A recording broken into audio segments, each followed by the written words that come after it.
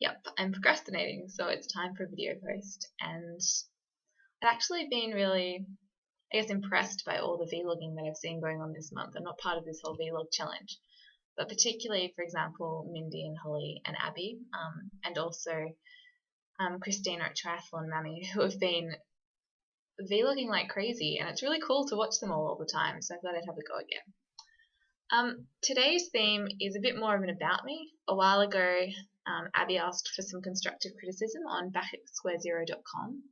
Not that she needed it, I love her blog. And I suggested that she tell us more about her mission and who she is as a person. And I kind of feel like a hypocrite because I don't feel like I do that as much as I probably could or should. Like, don't get me wrong, there's plenty of stuff on my about page about me, obviously, the whole blog, and about my running. But I've had a few other questions and I thought I'd answer them today and get to the bottom of a few things for you. So the reason I often don't post about, for example, my relationship or other things that are going on in my life is that I set the blog up to be about running. But I see as well that my blog is also me as a person, and you can't really take someone's, advice or information on running, and you can't take it seriously or have a proper conversation with them unless you know more about the person as well. So the first question that I got was actually about business. It was, what are you going to do next year and what are your goals? And I mentioned in a comment that I was interested in setting up my own business, and that's not something that I'm going to be blogging about or anything in the future, but it's certainly not something I'm hiding. I would love to open up a business next year to do with tutoring students who are in some way disadvantaged. And so that's the goal. That's what I'm working towards. And that's partly why it's so frustrating to be trying to get through my degree right now. Which leads me to the other question, which is, what on earth am I doing all the time if I seem so busy? And all that's really coming through on my blog is that I'm running. And the answer is that I'm not always that busy, or at least I don't think I am anyway. I'm often in Sydney at home, like I am right now, trying to write my thesis and do some work. I work from home. I have actually 2.5 jobs. So I work in marketing for a company and I do that from home. I also tutor and I do that in Canberra 1 day a week, sometimes 2. And occasionally I do a bit of mystery shopping, which is kind of fun. A lot of fun, actually. So the stuff I do from home obviously doesn't get me out of the house, but it does keep me busy. And writing a thesis for law is also keeping me busy. The thesis that I'm writing is on international trade law. Specifically tuna safe or dolphin safe tuna and the label in the US. So although I'm Australian, I'm actually writing about US law at the moment, which is a bit strange. It's not particularly interesting, but it is taking up a lot of my time. On top of that, I live in both Canberra and Sydney, which I know is really strange. The rake lives up in Sydney, and it's, well, I guess it is kind of that I've followed him up here, but when he graduated a year before me, I asked him to head up to Sydney, or at least to get away from Canberra so we didn't get stuck there. Not that there's anything wrong with Canberra, but it was time to move on.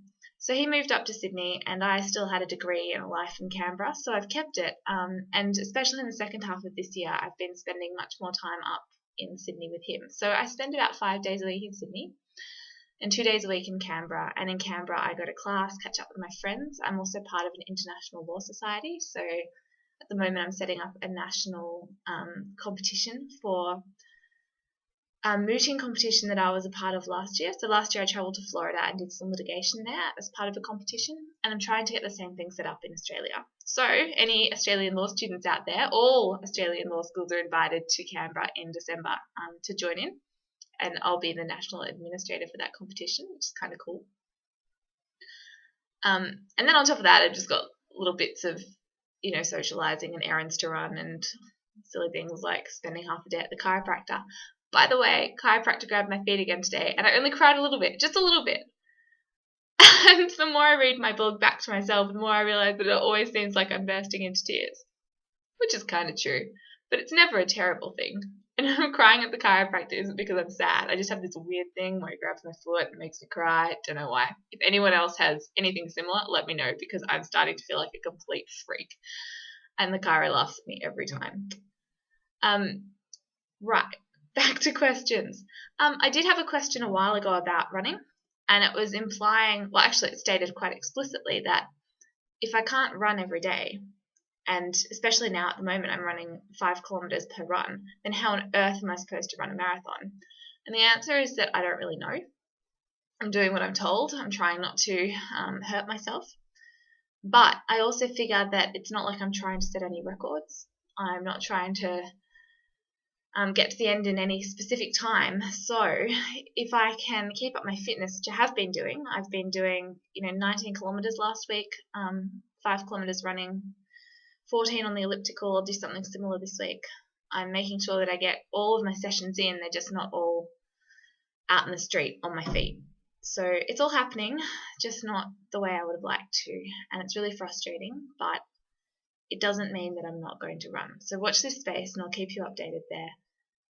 And it's a totally valid question, but I'm pretty stubborn and I'm not going to let that stop me from running.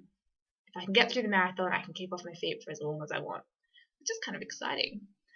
The other things that have come up are that I occasionally blog about food, but it's not a food blog, and sometimes link up to food stuff, but I'm not really a foodie. I love food. Fuel's really important, but I've made a pretty clear decision that this blog isn't about food so much. I'm happy to talk about food. Also, my love of yogurt. You all know my love of yogurt. Oh my goodness, love the yogurt. But I have removed the food part of the website because it's not really a space for it. I'm not a dietitian. I don't care as much about food. You know that I'm pretty anti-weight loss for my own sake. So that's the end of that. Now I've rambled on, so if you've got any questions, feel free to let me know. And I'll keep questioning all of you because I'm a talker and I love the blog world. I'll talk to you all soon, I'm sure.